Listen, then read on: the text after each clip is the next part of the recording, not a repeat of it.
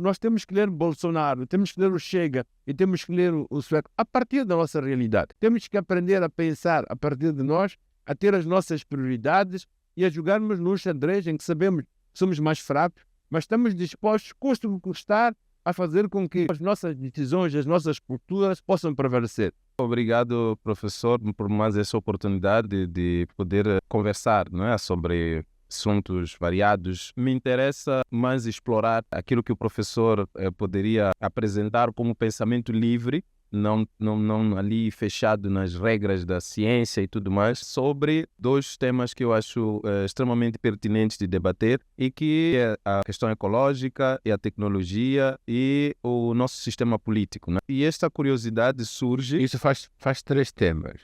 Então nós temos aqui 3 temas, vamos conversar, até podemos fazer temas diferentes, como estamos a fazer antes, um sobre a questão ambiental, um sobre a questão tecnológica e um terceiro sobre o sistema político. E como o Jonas está a nos ouvir, ele está a perceber também que já tem onde começar a cortar e fazer apresentações, porque é só para dizer que houve quem me mandou mensagens, até pessoas com conhecimento da comunicação, penso no Vieira Mário, que me dizia: estás a tratar de temas muito interessantes, mas muitos temas ao mesmo tempo. E isto emperra um pouco na comunicação. Quero melhor fazer pequenos, orientadas num tema, porque para os ouvintes, sobretudo os menos especializados, isso pudesse fazer um pouco mais de sentido. Eu sou um observador da dinâmica do pensamento que o professor tem apresentado, tem nos brindado, e eu vou criar uma pequena ruptura, uma tentativa de estruturação dos momentos do Severino Ng'uenha em relação aos diferentes assuntos que tem abordado. Até 92, nós assistimos a um Severino nacionalista, preocupado com os rumos do país, muito doméstico nas suas análises e com contribuições muito fortes para aquilo que é a dinâmica do próprio país, com obras, não preciso aqui para ressaltar que são excelentes e que provavelmente passem para além do tempo, mas de 92 nós podemos assistir um Severino que parece mais global, que está interessado nas questões ecológicas. Eu falo particularmente deste livro Retorno do Bom Selvagem, que fez uma análise em relação à nossa condição ecológica e o posicionamento que poderíamos esperar, não é? Daí em diante. E atualmente nós vemos um Severino que se posiciona mais ou menos tanto quanto que um profeta, a tentar prever o que vai ser da humanidade com esta última obra que lançou, o Essilia, a dizer que estamos numa fase de transição em que o humano está em transformação e provavelmente num futuro próximo teremos diferentes tipos de humano e teremos que lidar com esta realidade. Isso suscita em mim uma curiosidade em relação ao posicionamento do professor ligado às questões ecológicas. Hoje o professor reforçaria a ideia de uma ecologia que nos poderia transformar em bons selvagens, ou pensaria numa ecologia que nos levaria a ser homotécnicos do futuro? Olha, até 92 quer dizer que eu vivia essencialmente fora. Na década de 80 fui estudar e acho que acabei a minha tese em 1990. É sim, é interessante ver quando estamos fora o nosso nacionalismo cresce e sobretudo a angústia de estar fora, não poder fazer muito e sobretudo quando as coisas vão mal a nível de casa. Tu tiveste essa experiência quando estavas no Brasil, mas quando eu estava a estudar na Itália, no fim da década de 80, depois na França, não havia celulares, os telefones eram extremamente caros e as notícias fragmentares que nos chegavam de Moçambique eram muitas vezes desastrosas. E aquela angústia de dizer o que é que eu posso fazer para o meu país e como é que eu posso tirar proveito do que fui vendo, aprendendo, discutindo, ouvindo e trazer como contribuição para o país. E ao mesmo tempo a gente tinha consciência que o nosso país, pensa, a guerra de 16 anos foi uma guerra que era a exportação de conflitos ocidentais, da Guerra Fria no Ocidente, e ele era quente nas nossas regiões do mundo, e infelizmente o nosso país não tem sido muito poupado, digamos assim, pelas vicissitudes do mundo. Tivemos coisa do Zimbábue, do Apartheid, e depois da Guerra de 16 anos, a partir do momento que a guerra, como guerra civil, começou a se fazer no nosso país. Quando eu voltei para Moçambique, eu nunca deixei de pensar no Moçambique, mas eu olhava para Moçambique num contexto mais geral, de Do mundo eu olhava para Moçambique e de Moçambique eu olhava para o mundo. Mas eu penso que não se pode nem olhar para o mundo senão a partir de Moçambique. O mundo pode-se olhar a partir da França, da Inglaterra, dos Estados Unidos, mas um moçambicano, quando olha para o mundo, ele está situado num espaço e num tempo. Aquilo que o Ortega y Gasset chamava eu sou eu e minhas circunstâncias. Então, eu olho para o mundo a partir do lugar onde eu estou. Eu tento decifrar, compreender, entender, ler a política mundial, os seus conflitos, os seus avanços, os seus retrocessos, a dinâmica de conflitos económicos que sempre permearam ou foram o indicador principal, mas eu tenho que fazê-lo a partir do lugar onde eu estou. Do tempo em que eu estou, isto é uma definição hegeliana do tempo, quer dizer, o filósofo é amigo do próprio tempo, ou aquele que apreende o tempo através de conceitos. Mas quero insistir, eu não posso ver Moçambique fora do mundo e não tenho nenhuma maneira de olhar para o mundo se não partir de mim próprio. Quer dizer, quando eu digo mim próprio, digo o espaço onde eu estou e é Moçambique. E toda análise do mundo que não tenha em conta Moçambique da parte do moçambicano e toda análise de Moçambique que não tenha parte do mundo da parte de seja quem for, me parece que é um anacronismo histórico importante e que risca de não entender nem Moçambique no mundo, ou o mundo em relação ao país que é o nosso. Há duas dimensões que o professor evocou aqui que me pareceram interessantes, que é esta questão do tempo e do espaço, não é? Olhar o mundo a partir de onde se está e a partir daí tentar apreender este mundo. Mas com o advento da tecnologia, que é um aspecto que o professor aborda e que está em voga, não é? Nós podemos assistir a um fenômeno muito interessante, que é a supressão do tempo e do espaço. Quer dizer que agora, por exemplo, nós estamos aqui a falar, o Jonas está na Suíça e nós estamos aqui. Quer dizer que nos conectamos a partir de um artefato tecnológico a um mundo que pode ser totalmente diferente do nosso, não é? E que a partir daí nos tornamos todos uns verdadeiros ciborgues, não é? Antes de entrarmos neste tema, contar um fato, não sei se é real, se é fantasioso, de alguma coisa que aconteceu em Moçambique para entendermos as relações de Moçambique e mundo. Parece que conta-se que numa reunião do Comitê Central, os membros chegaram e estavam todos cabisbaixo porque Margaret Thatcher tinha ganho as eleições na Grã-Bretanha. E quando Samora Machel entrou na sala e viu como estavam os membros, perguntou o que aconteceu, depois de muita insistência disseram que Margaret Thatcher tinha ganho. E ele ficou a olhar para ele surpreendido, a dizer qual é o vosso problema. E ele começa a fazer uma espécie de educação política, primeiro mostrando que o fato de ele ter ganho não é para nós um problema. Ao contrário, pode ser um trunfo, porque a pretensão daqueles da direita é fazer negócio. E para fazer negócios querem fazer com qualquer pessoa, com qualquer grupo, e são muito mais prontos a ouvir os nossos interesses, desde que não vá contra os interesses deles, que as próprias esquerdas europeias. E a partir daí começou um processo que levou à negociação do fim da guerra no Zimbábue. Margaret Thatcher foi muito grata a Moçambique e a Samora Machel por esse feito.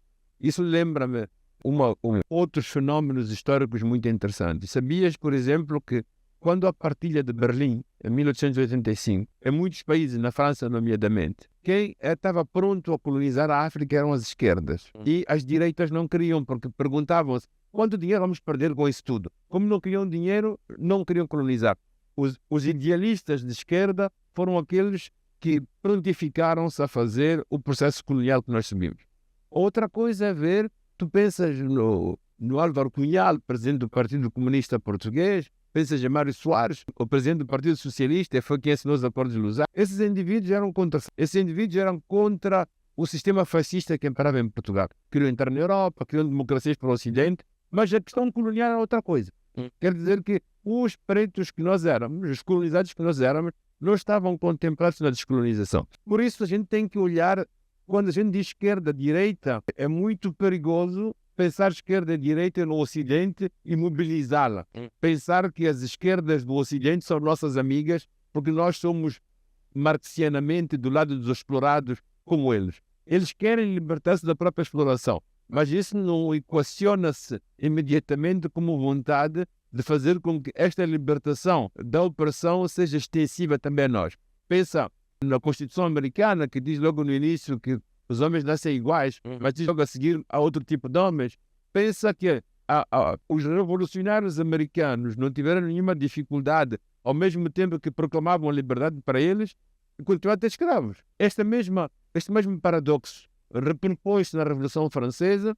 Alguns achavam que a liberdade era para todos, outros pensavam que a liberdade era só para alguns. Isto leva-me a uma coisa extremamente atual. Tu estás a ver agora, temos um processo eleitoral nos Estados Unidos. Quem diz Estados Unidos diz, digamos assim, o lugar onde as decisões fundamentais são tomadas. O Biden, hoje Trump ou Kamala Harris. Houve tempo que nós votamos, assim por procuração, em Barack Obama porque era preto, mas depois do que Barack Obama fez, ele é que o homem que mais drones lançou, o homem que atacou a Líbia, matou Gaddafi, foi esse que libertou o terrorismo, e que talvez sejam as consequências do nosso terrorismo hoje, seja a situação que foi provocada na Líbia, a OTAN que não permitiu que os africanos fossem encontrar uma solução pacífica, etc. Aquele romantismo que tínhamos em relação aos afro-americanos diminuiu muito. Hoje, Kamala Harris não atira da parte dos africanos aquela expectativa que nós tivemos no tempo de Barack Obama. Isso é bom. Porém, continua uma outra coisa. É que todos nós parecemos ser anti-Trump e pró-Kamala Harris. Mas esta narrativa de anti-Trump e pró-Kamala Harris é a perspectiva que entra nas nossas televisões, nos nossos telemóveis, a partir da Europa. A Europa não quer a nenhum custo ver o Trump a voltar ao poder, porque ele mandou pagar a presença americana, a defesa comum, ele desinteressou-se de uma política multipolar, queria que a América fosse great again, independentemente das relações com o Ocidente, mandava pagar impostos pelos produtos que importam, etc. Mas isso é um problema entre os Estados Unidos e a Europa. É que essa mesma Europa, que quer que os Estados Unidos sejam multilaterais, não querem o multilateralismo conosco. Nunca nos abriram as portas para sentarmos com eles e sermos os nossos problemas. Eles nunca permitiram que os nossos produtos fossem exportados para a terra deles. E quando mandam para aqui, impõem-nos, como acontece no Sahel, políticas para nós insuportáveis. Porém, como os nossos jovens, como os nossos jornalistas, como a nossa ciência política, lê um mundo ocidental a partir do próprio Ocidente, como diria Ulrich Beck, acontece que nós não temos um ponto de vista nosso. O que o Trump fez contra nós? Ou não fez? Chamar-nos pretos que não sabiam lidar com o próprio país, governar-se, ou shittle countries, não sei o quê. Pode-nos chamar tudo o que nós quisermos. Se ele não nos porta armas e guerras e conflitos, se nos provoca sanções económicas, pode nos chamar todos os nomes que quer. Mas os democratas, que não nos chamaram nenhum desses nomes, até abraçaram-nos, chamaram-nos em reuniões, etc., são aqueles que mais problemas e conflitos criaram para nós. Então, as análises que nós fazemos têm que ser sempre a partir de nós, para tentarmos dizer claramente como é que nós nos posicionamos na história. Há uma coisa interessante que está a acontecer agora. Aquele vídeo que está a funcionar, o José Venâncio Mondlane, a tentar saudar e elogiar a pessoa do Bolsonaro. Depois termos visto a ser recebido na Suécia por um indivíduo de moral duvidosa, ou pelo Chega. Nós temos que ler tudo isto, nós temos que ler Bolsonaro, temos que ler o Chega e temos que ler o sueco a partir da nossa realidade. O que é que nos sugere uma leitura do Chega a partir de nós? Não sei. A gente sabe que o homem do Chega insulta, mas insulta quem? Os que migram para Portugal, os que vão em Portugal entrar em conflito em termos de procura de trabalho com a população portuguesa, que segundo as palavras deles são empobrecidos. Agora, isso é um problema para nós. Nós estamos a ter perda de moçambicanos importantes, médicos e engenheiros, que estão indo para o Ocidente, nomeadamente para Portugal, para fazer coisas que não deviam fazer, e ficamos com a falta de pessoal em lugares-chave que seriam importantes para a nossa democracia. Por isso, o nosso olhar, o nosso discurso não é o dele, mas algumas posições até podem em conluio. Porém, quando ele pensa que nós somos devedores de Portugal pela colonização, aí já não estou com ele. Não tenho nenhuma possibilidade de partilhar a ideia de um presidente ou de um partido político que pensa que foi um bem que aconteceu. Quando eu olho para o Bolsonaro, a mesma coisa, Bolsonaro, o que tem a ver com Moçambique? Como é que eu olho? Eu vejo o Bolsonaro em relação àquilo que ele fez, a política no Brasil, nos afro-brasileiros e na América, a corte de bolsas de estudos, que nós tínhamos muitos, nós moçambicanos, quando estava o Lula ao poder e perdemos. Tu mesmo estás no Brasil, nessa era da abertura, uma cooperação que nem sempre foi boa, basta pensar no carvão de teto no tempo de Lula, ou basta pensar no pró-savana que tivemos que chumbar, mas que a partir destes dados concretos, daquilo que políticas definidas por outros em relação a nós têm como consequências sobre a nossa vida, que temos que fazer análises políticas e não contentarmos a ser um reprodutor daquilo que os ocidentais pensam. O Ocidente está mal, não quer Trump. E de repente eu não quero Nós Trump. também não queremos Trump. De repente querem Kamala Harris. Nós também queremos Kamala Harris. A minha análise, a minha avaliação das coisas tem que ser a partir de mim, tem que ser a partir dos meus problemas. Tem que ser a partir da maneira como nós vivemos juntos, os objetivos que Moçambique se tem, se traça para o seu progresso futuro. Era isso que eu queria dizer, sinceramente. Professor, como nós podemos ter um posicionamento a este nível, aparentemente para um mundo em que não estamos preparados para viver? Um mundo que nos apresenta avanços tecnológicos dos quais nós não participamos, que é suplantado por conceitos políticos dos quais nós não nos revemos nele, esquerda, direita. Aparentemente a história de Moçambique, apesar de atravessada pelos efeitos do que isso significou para o Ocidente, para a sua política, nós não nos revemos lá. Então, como tomar posição em relação a estas questões? Olha, a esquerda, a direita, quer dizer, como escolher quem vai poder ser o nosso parceiro de transformação social? Em Moçambique criou-se o ISRE, agora sendo a Universidade de Joaquim Chissano, tinha relações internacionais, temos estudos estratégicos, temos o Ministério dos Negócios Estrangeiros, temos uma Faculdade de Ciências Políticas na Eduardo Mondlane e outras instituições, e são instituições que nos habilitam e nos empurram a pensarmos política, pensar o mundo, mas uma vez mais a pensar a política e o mundo a partir da nossa perspectiva. Nós vamos ter que ter um posicionamento sempre mais moçambico-centrado, em que nós olhamos e analisamos as políticas do mundo a partir de nós. A partir de nós significa tirar os melhores proveitos e dividendos possíveis, até pelas incongruências e os conflitos que eles têm uns para com os outros.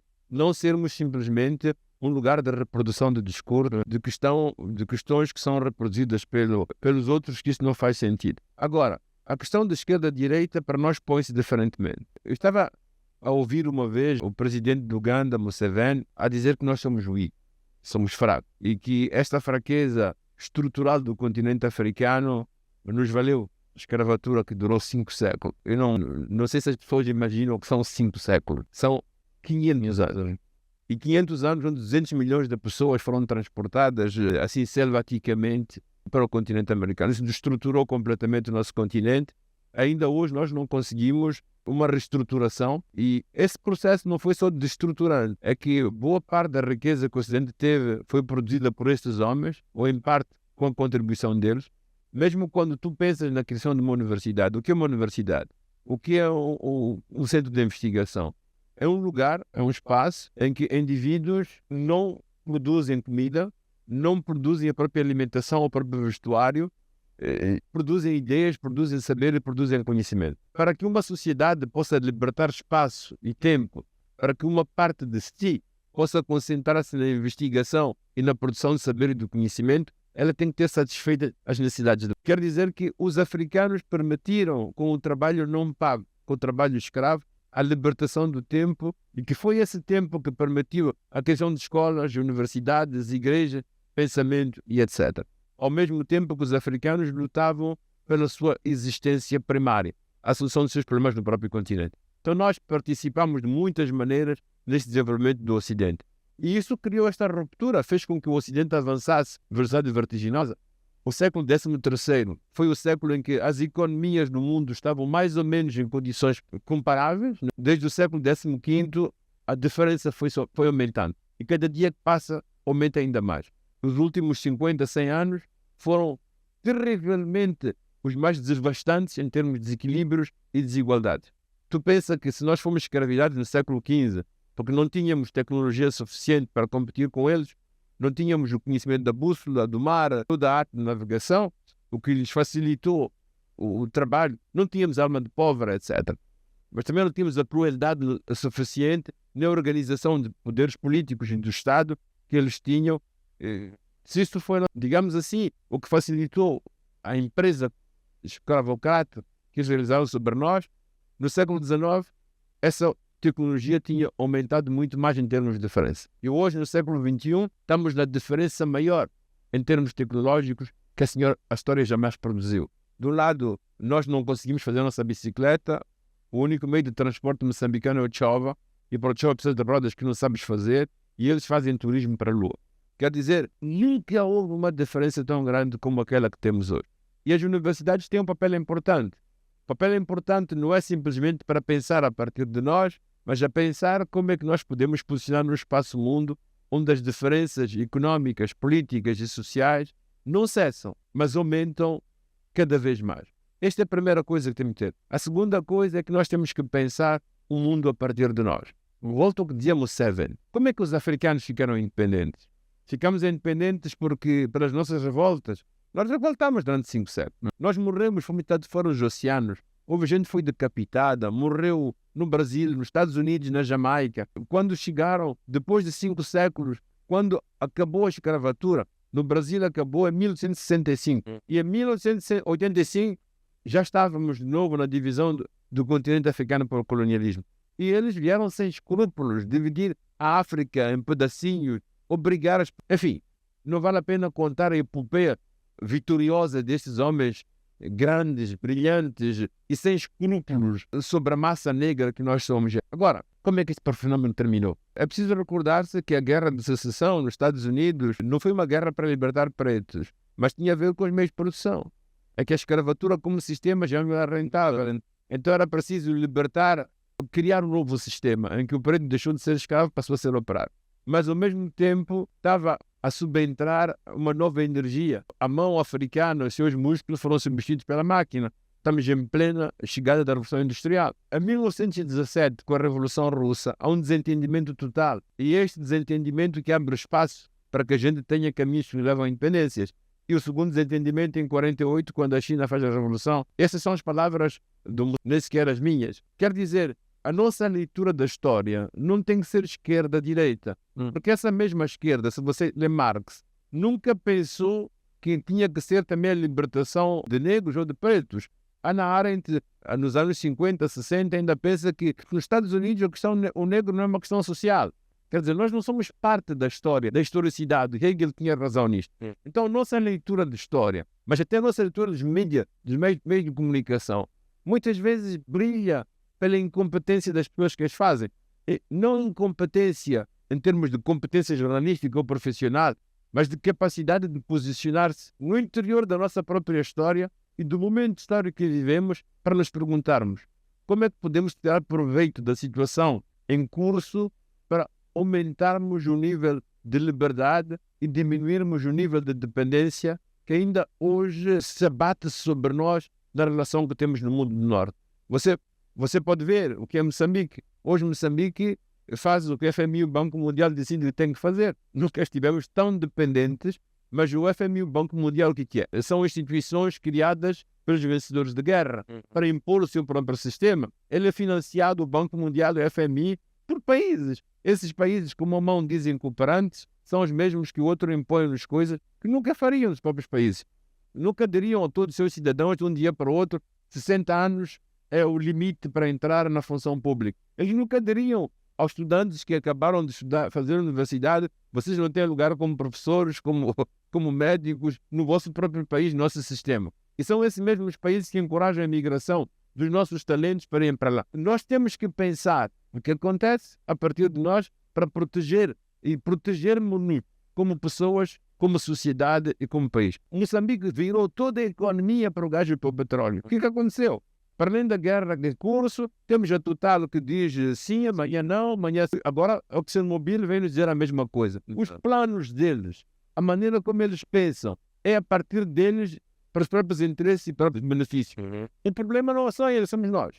É que nós não temos um lugar moçambico-centrado. Nós não temos um lugar centrado. Quer dizer, temos que aprender a pensar a partir de nós, a ter as nossas prioridades e a jogarmos num xadrez em que sabemos que somos mais fracos, mas estamos dispostos, custe o que custar, a fazer com que aquilo que são as nossas decisões, as nossas culturas, enfim, possam prevalecer. E quando olhamos para a guerra no mundo, a competição entre chineses e russos, americanos, europeus, etc., temos que fazê-lo em função dos nossos próprios interesses. Eu penso que a nossa ciência política, a nossa ciência estratégica tem que melhorar e tem que aprender muito para estar deste lado do mundo, deste lado da história, deste lado do tempo e deixar-se fecundar profundamente pelos 700 anos de sofrimento, pelos 700 anos em que nós não conseguimos, até por razões de divisões, de separações, termos um posicionamento que permitisse fazer-nos prevalecer e defendermos a nossa dimensão de vida.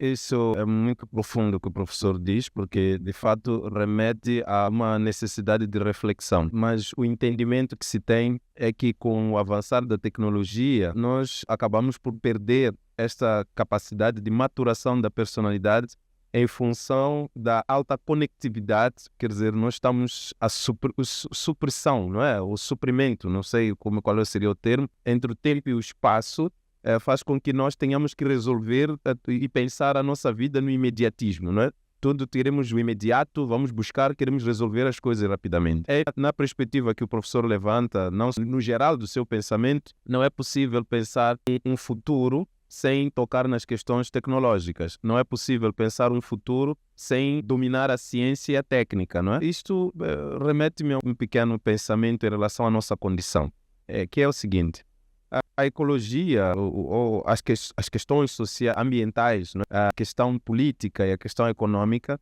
estão todas agora forçadas a lidar com a questão tecnológica.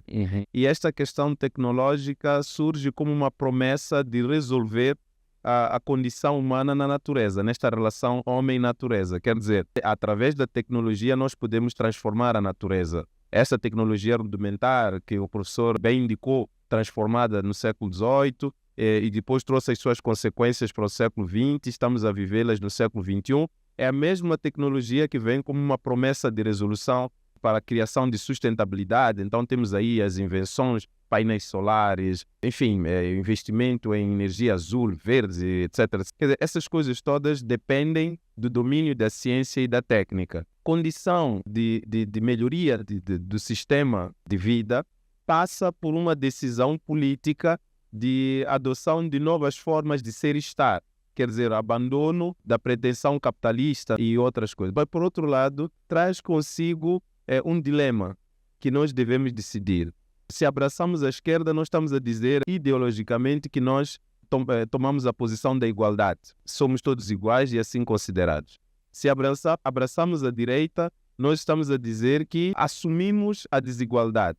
Somos desiguais e por isso não temos nada que fazer, vamos acumular e depois possivelmente distribuir as riquezas e tudo mais.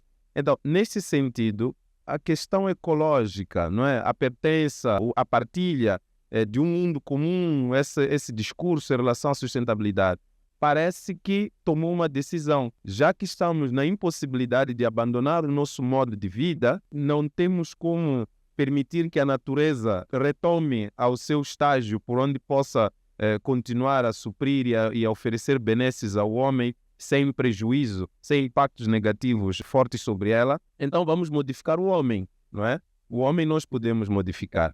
Nós somos passíveis de artefatos tecnológicos que deixaram de ser somente para transformar a natureza, mas passaram a transformar o próprio homem. A tecnologia está dentro de nós. O uso de artefatos sobre o nosso corpo para resolver problemas internos, mas, sobretudo, o uso da tecnologia para a criação de um homem que seja adaptado a este novo mundo tecnológico com a natureza, seja ela degradada nos moldes que nós conhecemos hoje ou não. Enfim, professor, me parece que a tecnologia assumiu um papel que antes era relegado à economia e à política, que é um darwinismo social, é a eugenia, o melhoramento da espécie humana. Este legado parece que foi deixado à tecnologia. O que o professor tem a dizer sobre isso? Antes mesmo de entrar nessa coisa, deixa-me contar-te uma história que me aconteceu. Eu acabei a minha tese em 90, novembro de 90, acho que vim a primeira vez a Moçambique em 91, 92. E quando cheguei aqui, encontrei com um colega, ex-colega, que trabalhava na Suazilândia, na Embaixada Americana na Suazilândia. Ele era tradutor. E eu fui à Suazilândia a visitar esse amigo e quando cheguei lá, fomos diretamente à embaixada. Havia um centro, não sei se era CIA ou FBI, estava escrito, e estavam lá muitos jovens africanos, negros a trabalhar. E descobri que todos eles escutavam as rádios de Moçambique nas várias línguas nacionais e traduziam imediatamente para o inglês. Isso entrava imediatamente nos Estados Unidos, chamava-se Open Sources. O meu próprio amigo soube da minha presença em Moçambique, que eu não vinha há muitos anos, porque ele era o tradutor dos jornais e ele viu-me numa entrevista no Savana ou num programa qualquer de televisão. Diz-se hoje que há um grande problema para os espiões, que as espias, até a invenção da internet, dos celulares e a comunicação em linha continuada, as redes sociais, a função do espião era ir buscar informações. Por isso a gente tentava falar baixo, esconder, fazer com que o outro não ouvisse quando estávamos numa mesa. Essa era a função do serviço de informação. Hoje, toda a gente dá informações. Toda a gente diz onde está, faz fotografia, faz selfies, diz onde passou, com quem falou. Os serviços de informação hoje não vão à procura de informações. Selecionam na multiplicidade de informações aquelas que podem impactar sobre o trabalho deles ou que estão a vigiar. É assim que muitas vezes, lembro-me durante o tempo de Bin Laden, no tempo do ISIS, o que havia programas dos Estados Unidos, da FBI, que estavam ali. Se tu repetisses 3, 4, 5, 6 vezes a mesma palavra, eles suspeitavam e iam atrás para tentar saber o que é isto, o que isto não é. Só para dizer, agora com esta morte do homem do Irão, foi mesmo através de um artefato tecnológico, né? Do WhatsApp, segundo dizem, que localizaram e foi possível abatê-lo. Então eu estava a ler ontem um pensador que dizia assim: hoje a inteligência não está no ter muitas informações, mas na capacidade de selecionar as informações relevantes e pertinentes. Nós temos uma gama de informações. A todo momento, quando a gente acorda, todos os jovens, desde o jovem menos instruído, menos educado, até a pessoa mais elevada, recebe entre o TikTok, o WhatsApp, uma gama de informações. Essas informações muitas vezes distraem-nos do essencial. Acabamos sabendo exatamente o que está a acontecer nos Estados Unidos, o que interessa a Ucrânia, o que interessa a Rússia, a França, as eleições, os Jogos Olímpicos, etc. A gente não sabe o que acontece na Mafalada. A gente não sabe o que acontece com as minas que temos em Moçambique. A gente não sabe o que acontece com a guerra em Cabo Delgado. Então a seletividade, quer dizer, hoje a inteligência está no lado da capacidade de não se deixar influenciar. Acho que vocês viram aquele documentário Cambridge Analytica, em que praticamente eles influenciaram as eleições em partidos, em países chaves, como nos Estados Unidos e a Rússia. Imaginam o que não fazem nos nossos países pequenos. Imaginam o que eles não fazem como distribuição de contra-verdades, mas que interessam a eles e que muitas vezes nós repetimos isso e partilhamos como fosse informação. Então, para dizer que é extremamente importante continuarmos a ter estes artefatos, mas nós temos um grande problema. O nosso problema é que nós sabemos usá-los, nós compramos os mais caros, até competimos entre nós para ver quem tem o melhor, o mais bonito, a marca mais cara e mais tudo, mas nós não sabemos produzir. Nós conhecemos o software, mas não o hardware. Nós não sabemos como ser parte integrante na produção dos mecanismos que produzem ou que permitem a fluidificação deste tipo de informações. Enquanto nós não formos capazes de ser produtores disso, nós vamos ser consumidores de informação. E vamos estar sempre à mercê daqueles que decidem o que pode ser ouvido, o que não pode ser ouvido, o que é pertinente, o que não é pertinente. Há um exemplo quase escandaloso. Lembras-te que o Donald Trump foi retirado a sua conta no Twitter. Quer dizer que alguém do Twitter, tem capacidade de decidir quais das pessoas pode ou não pode comunicar com outras pessoas nesse espaço que tu chamaste de mundo. Exato. Mas agora o Twitter foi comprado por Elon Musk. Elon Musk tornou-se amigo do Trump. Então o espaço que Trump tem é 10 vezes maior que os outros têm. Exato. Quer dizer que, para além dos poderes tradicionais, emergiram novas formas de poder que influenciam sobre todos nós, que ditam aquilo. Eles dizem o filme que podemos ver na televisão, tu não participas de escolher o filme que podes ver, tu não participas de escolher as notícias que tens que ver, tu não participas, tu podes partilhar aquilo que vem à esquerda e à direita, mas no essencial, nós estamos num mundo de receptividade, em que o essencial daquilo que nós discutimos é aquilo que querem que nós discutamos e negligenciamos aquilo que é importante, e talvez a inteligência que temos que ter, esta capacidade de, no meio de tudo estas informações, escolhermos aquelas que fazem sentido, têm pertinência e tentarmos, não obstante este novo desafio que as tecnologias nos impõem, termos um modo moçambicano de ser, de estar, de priorizar informações, de priorizar não reações, mas ações que permitam que o espaço moçambicano, com os seus homens, as suas dificuldades, seja prioritário. Eu estava ouvindo o telejornal francês a semana passada, uma coisa chocante, que dizia turistas franceses que escolheram Moçambique como lugar de vida. Então o telejornal dizia, este país desconhecido, que ninguém conhece, que se chama Moçambique. Somos 35 milhões de habitantes quase, com tudo o que nós somos e o que nós fazemos para os outros.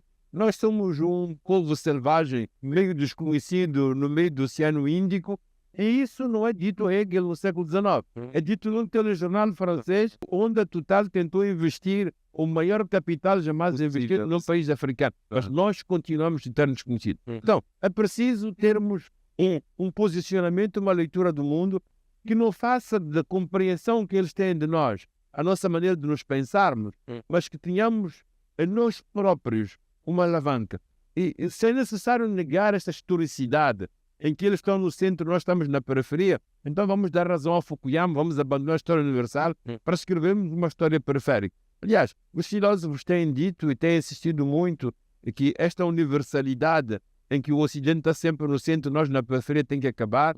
Temos que aprender a pensar que há outras maneiras de dizer universal e estar no mundo que não seja aquele do Ocidente. Mas isso não pode ser feito sem uma estratégia. Primeiro, em termos de ciência, do conhecimento. Segundo, em termos de diminuição de artefatos. Em terceiro lugar, em termos de dominação de como se produzem estas coisas para que não sejamos simplesmente consumidores e passemos a ser atores. E não estejamos também fadados à extinção, não é? Porque a questão da adaptação a este novo mundo que se advém, né, conforme temos estado a conversar, parece que estamos neste processo de mudança social, não é? De seleção natural, só que agora já não é seleção natural, é seleção tecnológica para a passagem de uma nova espécie para o novo mundo.